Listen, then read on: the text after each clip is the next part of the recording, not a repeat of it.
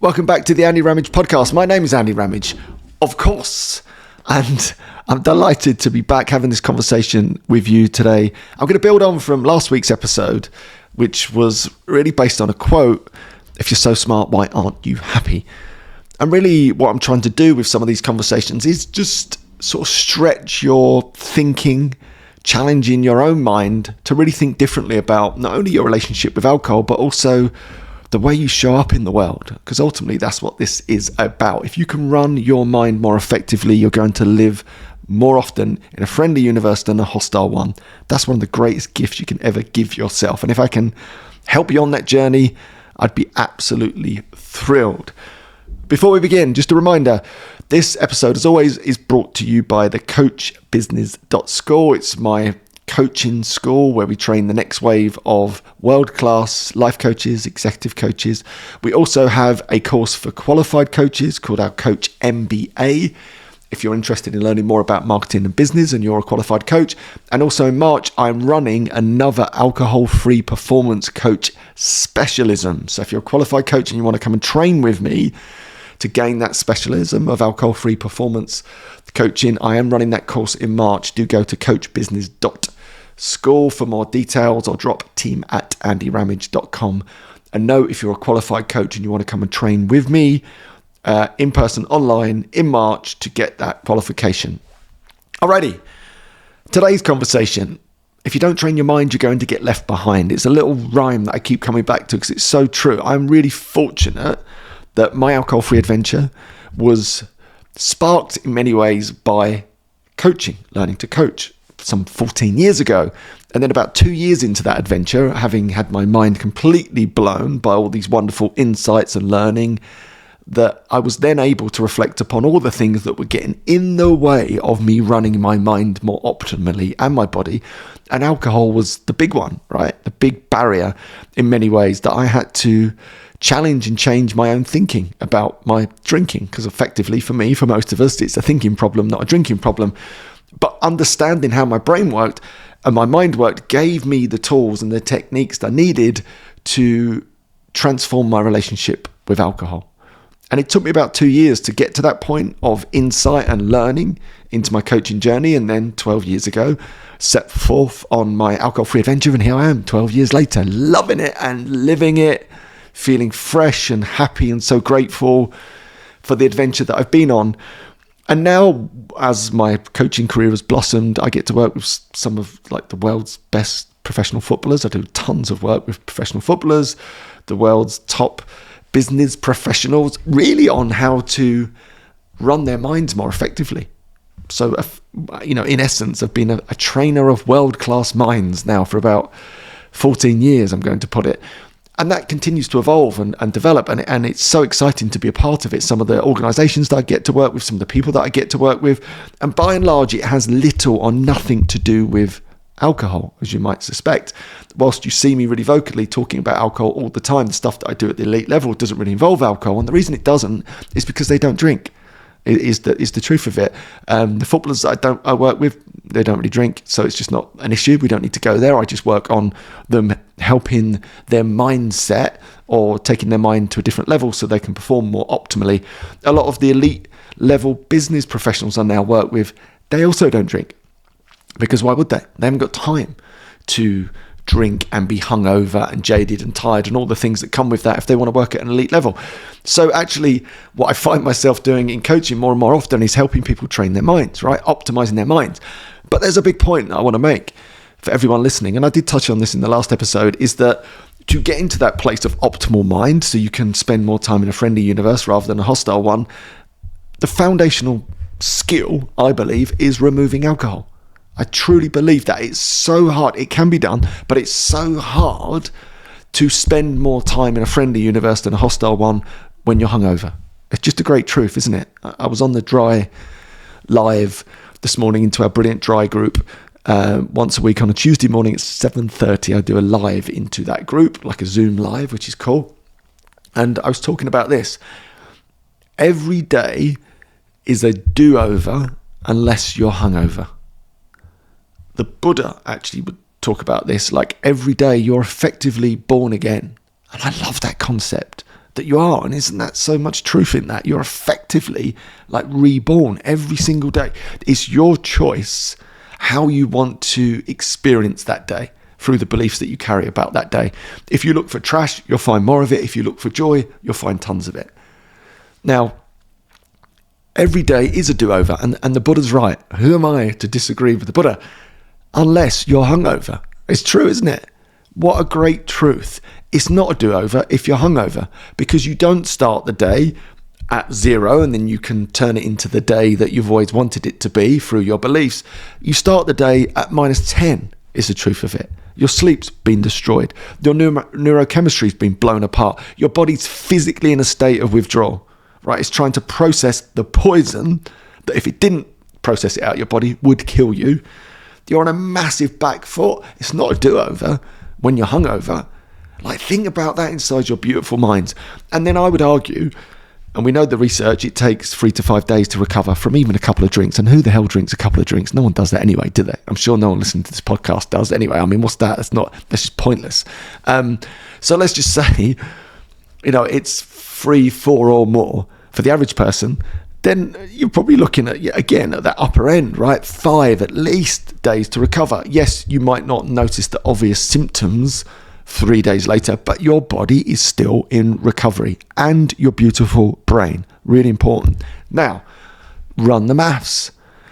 If you're doing that twice a week, you're always at -5 or -10. So the wonderful Buddhist quote, which I love, every day you're reborn again. You're not when you're hungover.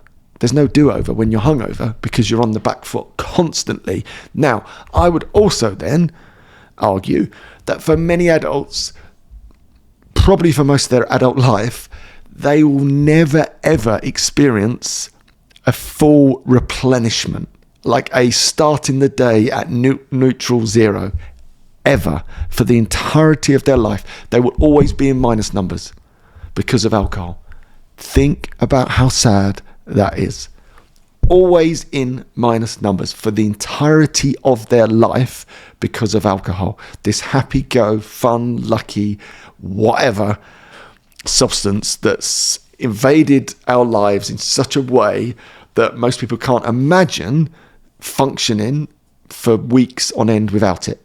Therefore, spend the entirety of their life in minus numbers. Now, back to the overarching point, train your mind or get left behind. When you're in those minus numbers, it's much harder to do the mental gymnastics to put yourself in a friendly universe.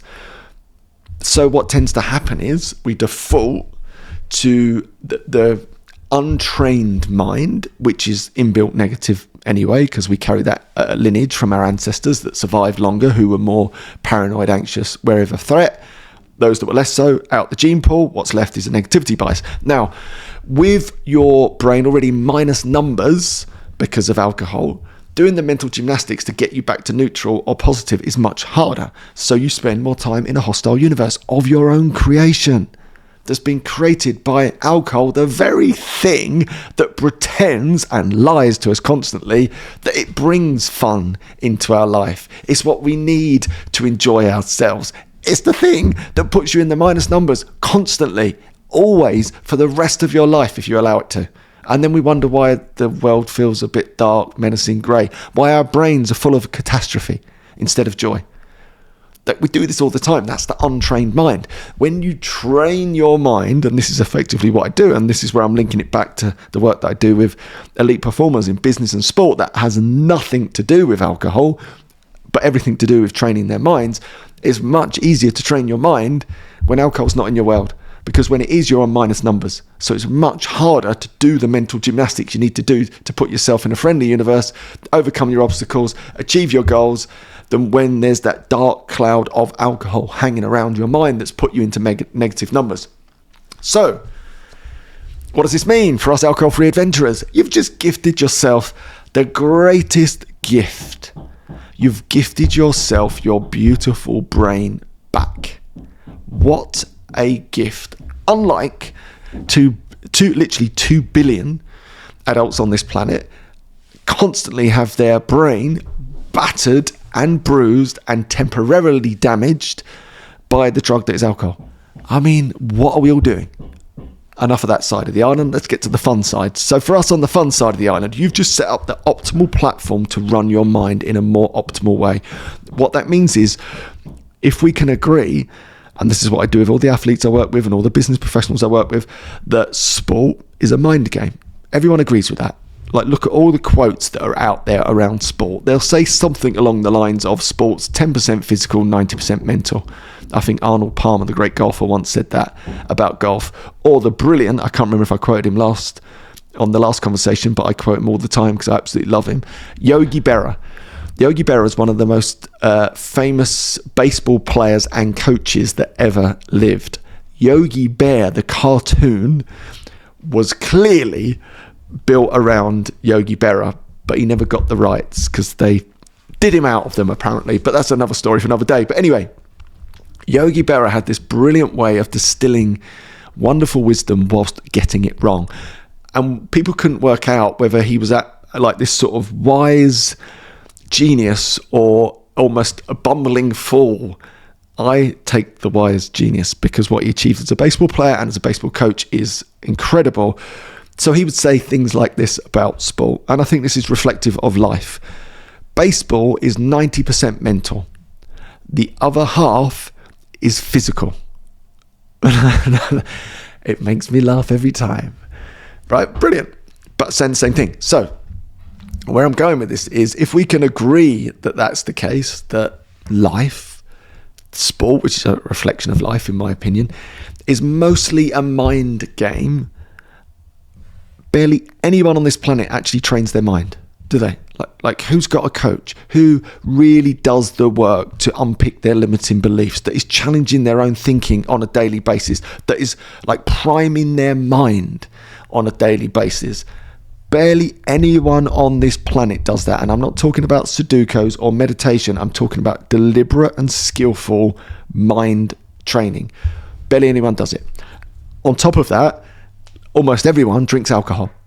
Lose in terms of our mind. But we've just agreed that actually life, business, sport is a mind game. Yet in the next sentence, we described how most people are drinking alcohol, which is an absolute disaster for our mind, and no one actually trains it. It doesn't make any sense, does it? In one of my groups just recently, someone came up with an insight which I loved.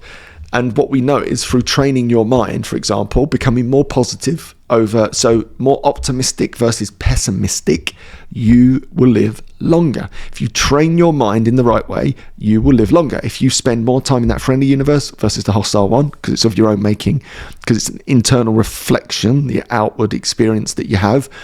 If you are more optimistic, so those that are most optimistic versus those that are most pessimistic, there can be about 10 years in the difference in terms of longevity. So you live longer. And I'll tell you where that comes from. That comes from a famous study of nuns. And I can't remember because I'm teaching and training so many people in so many different spaces and places, whether I've mentioned this to you recently, but play along if I did, and hopefully not. This nuns study, so study of nuns, found that those that were most positive through their transcript they wrote when they joined the nunnery or the order of nuns, versus those that were more pessimistic, outlived each other by about 10 years. So the more optimistic outlived the pessimists by about 10 years. And they liked the nun study because essentially they have quite similar habits as such, as you can imagine. Now, think about all the people right now that are investing in cryo chambers and ice baths and like technologies to try and help them to live longer. All they've got to do is train their brain to be more optimistic. Do this work that I'm talking about. And what's one of the best things you can do to train your brain? Remove alcohol. And what's one of the best things physically that's going to increase longevity? Remove alcohol. Like, anyone right now that's talking about longevity and still drinking alcohol to miss the point is ridiculous, isn't it? So not only physically are they shortening their life, mentally they're also potentially shortening their life. So the great win, remove alcohol. And then physically we're going to feel stronger and live longer, but also then we can get into that place of running our brain better so that we experience more joy and less struggle. It's so simple, it's beautiful, it's genius, and that is why I love this alcohol-free space. It's so much bigger than just taking a break from alcohol. That's not it. It's the excuse that gets you in the room to have conversations like this, and your brain lights up and goes, brilliant. I'm loving that.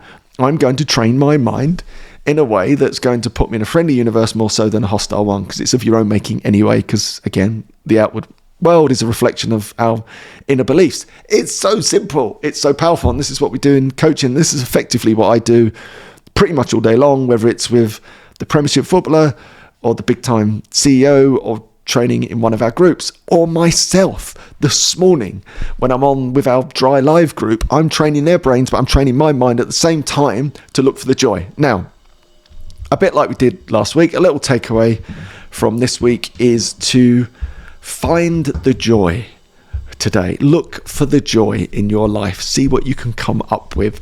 It's always been there. It always will be there. You just need to focus on it. On the same way you can focus on the trash, you'll see more of it. Just focus on the joy. This is the start ramp to train your brain. And if you're already alcohol free, you've set the great platform. And if you're not and you're curious, why not use this as a brilliant excuse to take a break, to get that brain of yours back so you can focus more on the joy than the trash. For me, it's one of the greatest gifts of this whole alcohol-free adventure. Hopefully you enjoyed my conversation today. Do let me know if you like these personal style conversations, you and I, just having a chat, or you prefer that I get the guest back on. I'm sort of mixing and matching and just playing around with it at the moment. Do drop a note to team@andyramage.com. It really helps if you leave a review of the podcast, if you enjoy it, if you share it. Also helps, and make sure you follow along wherever you get your podcasts from. Hit that follow button so you don't miss one of these conversations and these insights. Keep rocking it on your alcohol-free adventure if you're on that adventure with me, and I shall see you very soon. Your coach, Andy.